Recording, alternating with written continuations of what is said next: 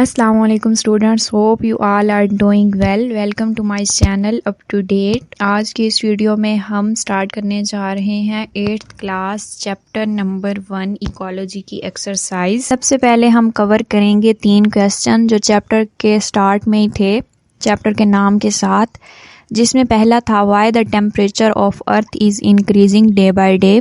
अच्छा, बुक से एक एक आंसर की स्लाइड बनाना मुश्किल हो जाता है बिकॉज वर्डिंग भी चेंज करनी पड़ती है, तो इसलिए एक्सरसाइज की जो स्लाइड्स हैं वो मैंने गाइड से बनाई हैं। तो पहले क्वेश्चन का आंसर हमारे पास है global warming is the unusually rapid increase in earth average surface temperature over the past century primarily due to the green house gases released as people burn fossil fuels. Global warming की वजह से पिछली सदी के दौरान ज़मीन की सतह के औसत दर्जा हरारत में गैर मामूली तौर पर तेज़ी से इजाफा हुआ है, जिसकी बुनियादी वजह क्या है? ग्रीन हाउस गैसेज हैं जो फॉसिल फ्यूल के जलने की वजह से खारिज होती हैं। देन सेकंड हमारे पास क्वेश्चन था how does the balance of an ecosystem disturb. Ecosystem का तवाजुन कैसे बिगड़ता है? The most important point being that the natural balance is an ecosystem is maintain.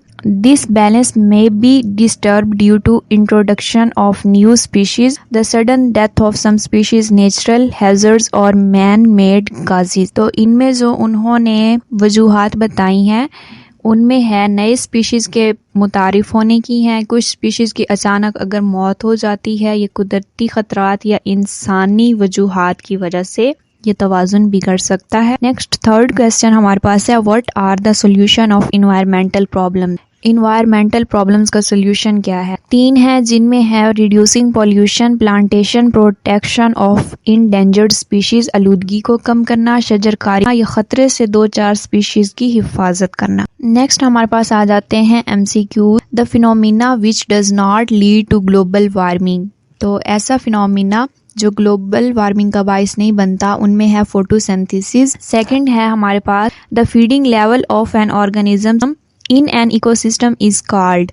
Traffic level कहते हैं, ए है ऑप्शन। देन थर्ड MCQs हमारे पास है the graphical representation of trophic relationship of organisms in an ecosystem is called ecological pyramid, C option है। Fourth हमारे पास MCQs है all the food chain are joint together to form food web, B option है। Next हमारे पास fifth MCQs है energy of sun is trapped as chemical energy by producers, A option है। Then 6 MCQs है consumer that actively hunt other organism are called predators. ऐसे consumers जो दूसरे जानदारों का खुद शिकार कर रहे होते हैं उन्हें हम प्रीडेटर्स कहते हैं, बी ऑप्शन है। देन 7 MCQs है a relationship where 2 species live together closely is called symbiosis. एक ऐसा रिलेशनशिप जहां 2 स्पीशीज मिलकर रहती हैं उसे हम कहते हैं सिम्बियोसिस। नेक्स्ट हमारे पास 8 MCQs है we can solve environmental problem by. All of these, ये जो तीनों ऑप्शन है ABC, इन सब के ज़रिए हम इन्वायरमेंटल प्रॉब्लम सॉल्व कर सकते हैं। नेक्स्ट हमारे पास है last MCQs ecological imbalance is caused by. ABC तीनों ऑप्शन ही इकोलॉजिकल इम्बैलेंस की वजह बनते हैं। फिर हमारे पास आ जाते हैं जी शॉर्ट क्वेश्चंस, जिनमें सबसे पहले है व्हाट आर इकोलॉजिकल पिरामिड्स। ये हमने बुक में भी पढ़ा था, ये सारा जो है मैं आपको समझा चुकी हूँ। अगर आपने समझना है तो आप पिछले लेक्चर्स देख लें। देन दूसरा क्वेश्चन हमारे पास है व्हाट इज प्रीडेशन। तो जितना आंसर मेंशन है ये सारा आपने करना है, ये भी हम बुक में डिटेल से कर चुके हैं। देन है difference between oxygen cycle and carbon cycle, इसको हम देख लेते हैं। The oxygen cycle is the cycle of oxygen where is oxygen get transferred between living system and the environment। ऐसा साइकिल जिसमें ऑक्सीजन जो है वो तब्दील हो रही होती लिविंग थिंग्स और इन्वायरमेंट के दरमियान, तो उससे हम ऑक्सीजन साइकिल कहते हैं। देन कार्बन साइकिल का है carbon is an essential constituent of organisms। Carbon from carbon dioxide is utilized by plant is in photosynthesis। Carbon dioxide कौन यूज कर रहा होता है फोटोसिंथेसिस के अमल के दौरान? प्लांट्स।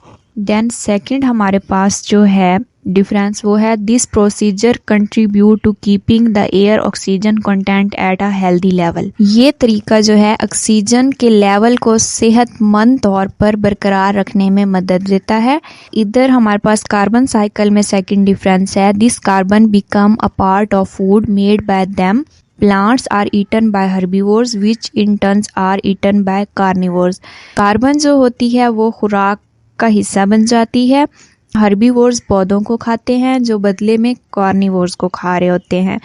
ड्यूरिंग फोटोसिंथेसिस के अमल के दौरान sunlight cause water molecule to deposit producing significant amount of oxygen through respiration. The water is how oxygen is released into the atmosphere। सूरज की रोशनी पानी के मॉलिक्यूल्स को जमा करने का सबब बनती है जिससे ऑक्सीजन की एक खास मिकदार पैदा होती है और रेस्पिरेशन के ज़रिए यही ऑक्सीजन जो है फिज़ा में खारिज होती है। देन हमारे पास है during respiration by the plants and the animals carbon dioxide is released into atmosphere. पौधों और जानवरों के सांस लेने के दौरान कार्बन डाइऑक्साइड फिज़ा में खारिज होती है। It is also enter the atmosphere in form of carbon dioxide during the combustion of fossil fuel. ये फॉसिल फ्यूल के जलने के दौरान कार्बन डाइऑक्साइड की शक्ल में फिज़ा में जाती है और देन है from the atmosphere it again return to the plants and the cycle continues. मुर्दा जानवरों के गलने सड़ने के अमल के दौरान भी कार्बन डाइऑक्साइड खारिज होती है। ये भी दोबारा से जो है पौधों तक पहुंचती है और साइकिल इसी तरह से रिपीट होता रहता है। नेक्स्ट हमारे पास फूड चेन और फूड वेब का डिफरेंस बताया हुआ है। ये सारा हम चैप्टर की थ्योरी में पढ़ चुके हैं। देन फोर्थ क्वेश्चन है right any one of solution of environmental problem. ये भी सारा हमने डिटेल से पढ़ा था। फिफ्थ क्वेश्चन हमारे पास है name some of factor which can causes ecological imbalance. Factors के नाम बताने हैं जो इकोलॉजिकल इम्बैलेंस की वजह बनते हैं, जिनमें था introduction of new species, over hunting, change in water supply और माइग्रेशन। देन हमारे पास क्वेश्चन नंबर थर्ड जो है एक्सरसाइज का वो है कंस्ट्रक्टेड रिस्पॉन्स क्वेश्चन, जिसमें है carbon dioxide and oxygen cycle are helpful for environment. कैसे? Carbon cycle and oxygen cycle are very helpful for environment because when they are exposed to light green plants use carbon dioxide atmosphere to manufacture living matter and release oxygen into air. This process is called photosynthesis. Carbon dioxide is produced through the respiration of animal and plants which consume oxygen and release carbon dioxide। वो कह रहे हैं carbon dioxide और oxygen cycle जो है वो इसलिए मुफीद है माहौल के लिए क्योंकि जब प्लांट्स हैं वो सनलाइट हासिल करते हैं, कार्बन डाइऑक्साइड वो फिज़ा से ले रहे होते हैं और बदले में ऑक्सीजन रिलीज कर रहे होते हैं। कार्बन डाइऑक्साइड जो कि पौधे यूज़ कर रहे होते हैं वो कैसे पैदा होती है? जब जानवर सांस ले रहे होते हैं। देन सेकंड क्वेश्चन हमारे पास है is the sun main source of energy for life on earth explain. सूरज जो है एनर्जी का सबसे बड़ा जरिया है, क्या ऐसा है? Yes, the sun is the main source of energy for life on earth. The sun is called the ultimate source of almost all energies of the earth. Plants convert light energy from the sun into chemical energy by the process of photosynthesis। सूरज की जो तवानाई है, जो energy है, वो तमाम energies का मजमुआ है। पौधे फोटोसिंथेसिस के अमल से सूरज की रोशनी को केमिकल एनर्जी में तब्दील कर रहे होते हैं। थर्ड क्वेश्चन है what would be the effect of over hunting. तो ये क्वेश्चन हम बुक में कर चुके हैं। देन हमारे पास investigate What would happen if we will not work to reduce global warming। वो कह रहे हैं अगर हम ग्लोबल वार्मिंग में कमी के लिए काम नहीं करेंगे तो क्या होगा? If we will not work for decrease of global warming, then heat wave will become more frequent and serve around the world, affecting hundreds of millions. Due to this, the wildlife we love and their habitat destroyed, leading to mass species extinction. Droughts and heat wave would become increasingly more common and more extreme, leading to major health crises and illness. Agriculture production would plummet, likely leading to global food shortage and famine।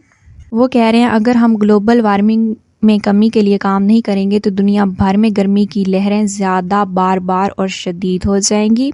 अगर हम अमल नहीं करते तो करोड़ों लोग मुतासिर होंगे।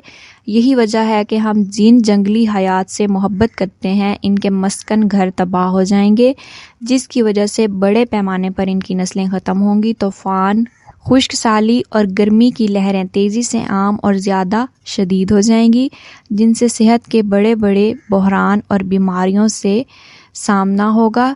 ज़रूरी पैदावार में कमी आएगी, जिस आलमी खुराक की किल्लत और कहत हो जाएगा। देन है why do the producers occupy the base of pyramids. Base सारा बुक पे समझ चुके हैं। देन थर्ड क्वेश्चन हमारे पास है, hypothesised what would happen in the ecosystem if the population of one of species is affected. वो कह रहे हैं अगर हम ये ख्याल कर लें कि माहौलियाती निज़ाम में क्या होगा अगर किसी एक नस्ल की आबादी मुतासिर हो। If the population of one species in an ecosystem rises too much, then intense competition will result in ecosystem collapse. On the other hand, if the population of species fall drastically, it leave a void in the ecosystem process and chain of energy transfer. अगर एक species की आबादी बढ़ जाती है तो शदीद मुकाबले के नतीजे में माहौलियाती निज़ाम तबाह होगा। दूसरी तरफ अगर किसी नस्ल की आबादी में ज़्यादा कमी होती है तो भी नाई की मुंतकिली के सिलसिले में एक खला आ जाएगा। तो दैन हमारे पास वो क्वेश्चन आ जाते हैं जो बुक में बॉक्सेस में दिए हुए थे, जिनमें पहले था what are fossil and fossil fuels, how are they important. Fossil और फॉसिल फ्यूल क्या आते हैं और ये क्यों इम्पोर्टेंट है। फॉसिल किसी भी महफूज शुदा बाकियात या फिर कोई ज़िंदा रह जाने वाला या माजी के दौर में किसी एक बार जिंदा रहने वाली चीज़ का सुराग है, मसलन हड्डियाँ, हॉल, ढांचे वगैरह। देन है fossil fuel, a natural fuel such as coal और gas formed in geological past from of living organisms is called fossil fuel.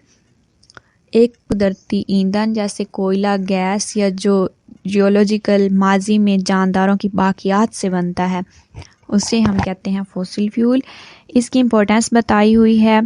Fossil fuel provide important evidence for evolution and the adaptation of plants and animal to their environment. वो कह रहे हैं fossil fuel एक मुवाफिक माहौल provide कर रहे होते हैं पौधों और जानवरों को। देन सेकंड इम्पोर्टेंस है, fossil fuel provide people with most of their electric power and make modern transportation possible. Without fuel, there would no industrialized world as it exists today. Most common fossil fuel are similar to food in many respects. Fossil fuel लोगों को इनके ज़्यादातर electric power फ्राहम करते हैं और जदीद transportation को मुमकिन बनाते हैं। फॉसिल फ्यूल के बगैर कोई भी सनती दुनिया नहीं होगी, इंडस्ट्रियल वर्ल्ड नहीं होगी जैसे कि आज मौजूद है। वो कह रहे हैं ज़्यादातर फॉसिल फ्यूल जो होती हैं ना वो सिमिलर होती हैं फूड इन मैनी रिस्पेक्ट, बहुत से मामलात में। देन हमारे पास है what would happen if decomposers are vanished from the face of the earth. अगर डिकम्पोजर्स ख़त्म हो जाएं ज़मीन से तो क्या होगा। विदाउट डिकम्पोजर्स के बिना dead leaves, dead insect and dead animal would pile up everywhere. More important, decomposers make vital nutrients available to an ecosystem primary producers. वो कह रहे हैं डिकम्पोजर्स के बगैर मुर्दा पत्ते, मुर्दा कीड़े और मुर्दा जानवरों को हर जगह ढेर इकट्ठे हो जाएंगे, वो गले सड़ेंगे ही नहीं तो फिर क्या होगा। ज़्यादा अहम बात यह है कि डिकम्पोजर इकोसिस्टम के प्राइमरी प्रोड्यूसर्स के लिए अहम ग़िज़ाई अज़्ज़ा प्रोवाइड कर रहे होते हैं। अगर डिकम्पोजर्स ख़त्म हो जाएंगे तो डेड बॉडीज़ जो हैं वो गले सड़ेंगी भी नहीं, इनको कौन खाएगा। देन हमारे पास है explain the effect of global warming on the life on earth. Due to global warming, the planet on Earth is warming to degree beyond that many species can handle, altering or eliminating habitat, reducing food sources, causing droughts and other species harming, severe weather events, and even directly killing species that simply cannot stand the heat. Global warming की वजह से ज़मीन इस हद तक गर्म हो रही है जिस पर बहुत सी स्पीशीज़ को संभाला नहीं जा सकता।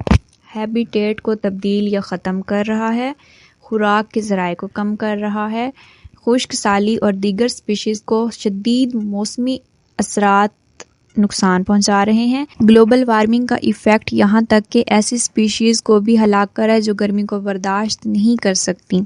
तो एक्सरसाइज फर्स्ट चैप्टर की हो गई एंड किसी चीज़ की समझ नहीं आई तो आप कमेंट बॉक्स में पूछ सकते हैं। वीडियो अच्छी लगी हो तो लाइक शेयर और चैनल को कर लें सब्सक्राइब। अगर आप चैनल पर नए हैं तो अच्छा रिस्पॉन्स दें। अपना बहुत सारा ख्याल रखिएगा। नेक्स्ट वीडियो तक के लिए अल्लाह हाफिज़।